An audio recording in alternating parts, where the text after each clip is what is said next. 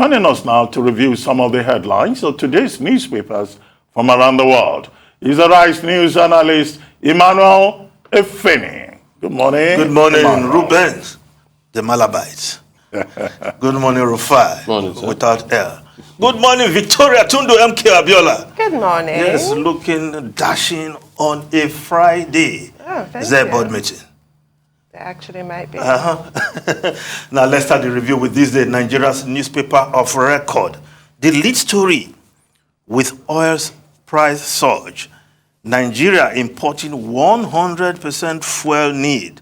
Subsidy threatens to cripple economy. Low crude production volume. Oil theft also major factors. Minister of Finance laments widening budget deficit. Says subsidy a huge problem. Experts, petrol subsidy unsustainable. Road to bankruptcy. Identify local refining as ultimate solution. NLC, over 74% of petrol subsidy comprises insurance, freight charges, levies. Jet fuel hit 670 naira per litre as NMPC promises to intervene. May shut down aviation sector soon. NCAA wants. Such a gloomy picture about the economy with oil rising to well over $100 per barrel. I thought this was the wish of the president when he came into office, that how come when it got to his turn, oil is selling below $40 at times. But now, here we have a surge in oil price, no thanks to Putin's invasion of Ukraine. But unfortunately, because of the way we have run our economy over time, we are bemoaning the situation with so much to be spent on fuel subsidy. Yes, much of this amount, according to the report, is being spent on freight, insurance, because you expect that since we are taking our crude out and bringing it back, we will not be paying so much. But of course, you have to transport the crude out and transport the refined product back. And of course, in international trade, there are best practices. You will insure those vessels and the product. And there are other levies. We have to pay all that. But let's look at other stories on front page of this day. And we'll go straight to the window story above the masthead. Buni fights back, pleads with Buhari for him to stay on. Worried about state of APC, Bello, Malami, others meet president in London. This weekend, Akeredolu, no black market court order can stop party convention. Dismisses Buni's action as disdainful, embarrassing. Memo reveals Yobe governor handed over to Bello before traveling. Now, other newspapers are reporting this story. Let's look at how other newspapers are reporting the APC crisis. Daily Trust newspaper, INEC to Niger governor. We are not aware of leadership change in APC. Bello denies receiving Buni's handover letter. APC will collapse if NEC fails to constitute convention committee. Marafa, yes. Also on the front page of Daily Trust, you have what they call facts are sacred, talking about the achievements of Buni, the Buni-led caretaker committee, and it includes genuine reconciliation in many states, women, youth, disabled inclusiveness, enlarged subcommittees to promote inclusiveness and give members sense of belonging. Purchase APC secretariat, named Buhari House, engage stakeholders in party governance, offset many financial liabilities, and of course they included that 3 governors defected from the PDP to the APC as part of Buni's achievement. Now, the New Telegraph newspaper also reporting this story. APC crisis, more confusion trails Buni's sudden removal as Yobe governor's letter counters El-Rufai's narrative. Senators, reps threatening to dump party with governors over consensus chair. The defunct CPC leaders regroup. Senator Musa congratulates Bello. While the Vanguard newspaper is reporting APC crisis, Yahoo governors backing Buni. Akeredolu. Yes, this is the categorization by a governor of other governors. So tomorrow, somebody should not say the press. I don't making up calling some people Yahoo governor. Well, this paper is quoting a governor. And another newspaper, the Daily Sun, also repeated that in its headline. Daily Sun newspaper, APC freed from Yahoo governors. Akeredolu accuses Buni of trying to supplant Buhari's will.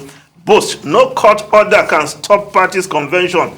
Fresh doubts over March 26th date. Buni's letter transmitting power to Bello surfaces.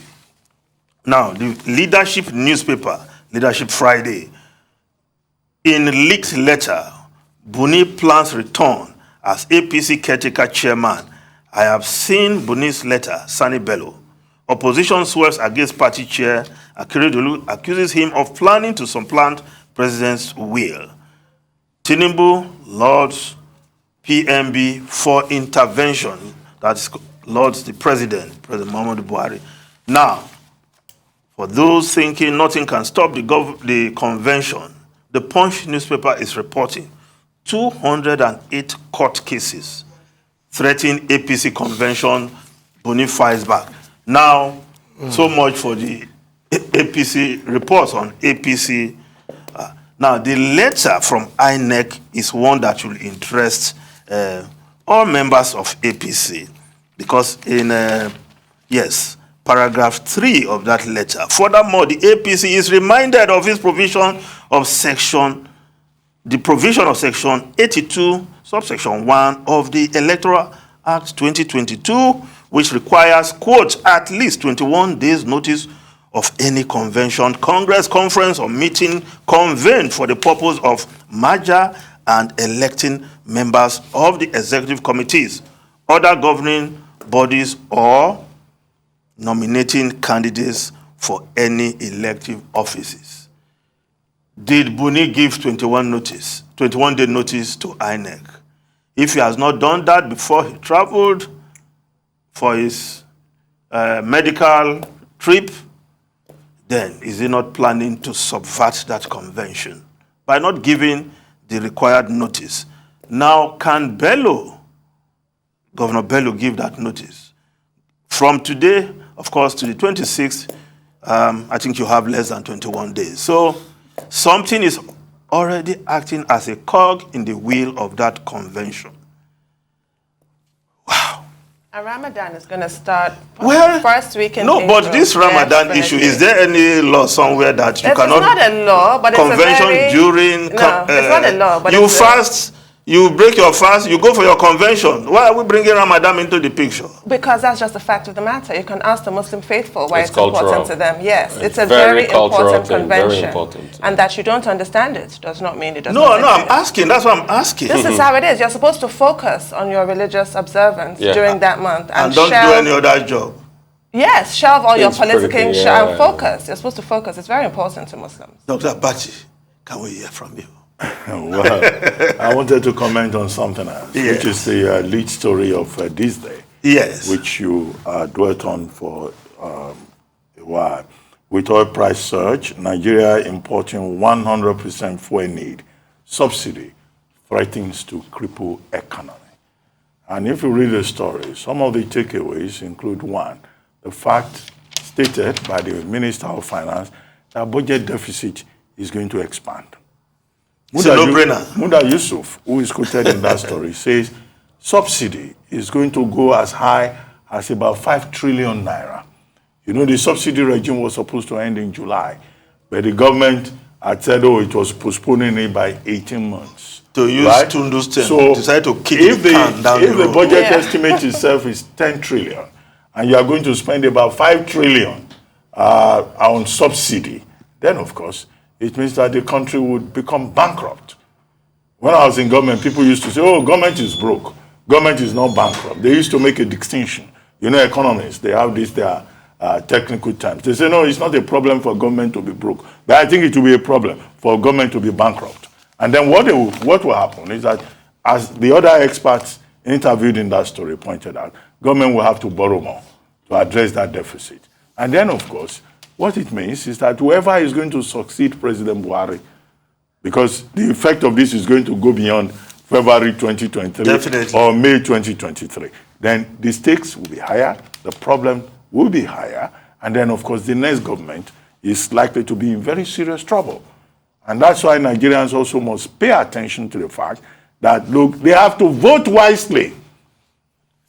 In 2023, we will need a man that has a brain and a team that is strong, the best and the brightest. Because I'm physically up to the task. Well, I'm not talking about physical distance. I'm talking about intelligence, mental ability. Somebody who can address the issues on the table. Because there are issues from COVID-19. There are issues from the conflict in Europe. But why don't we start now? By hearing from all the people who are aspiring. And can I just say, we don't know what team they're going to come with until after they're inaugurated. But we have to keep insisting now. But that's another thing I think should be addressed. During the campaign, we should also be told. We should keep insisting now. We should be told during the campaign about your cabinet. We cannot have a Division 3 team leading this country with all of these challenges that are coming up. We are talking about domestic production. One of the issues raised in that lead story in this day, that we have to get the refineries working. Okay, who is focusing on that? Everybody is saying when Dangote refinery comes up, Look at aviation fuel. The GMD of NNPC is quoted in this same story, and he's saying, well, we'll do what we can to make jet fuel, aviation fuel available. However, there's nothing we can do about the price. So there's nothing anybody can do about the price of aviation fuel. NCAA is saying we will shut down the aviation sector in Nigeria. People like Tundu who cannot travel by road to Abuja will not be able to go anywhere. And it's only people like us who can take night bus to go to Abuja. Please, those of us who are your friends will not allow you to enter. You will not allow me to enter. And at the time aviation fare was 200, the airlines were still complaining. Now the price has gone up, and the Minister of Finance was saying there's nothing. Probably they can't assure the fact that the price will come back to 200. So every sector is pretty much grounded in the country as we speak today. And you're taking extra 5 trillion, the economy is on its knees. We need to do something. Anyway, if any before you came, I read a poem by Professor J.P. Clark, Casualties. It's clear, we are all casualties. Thank you very much.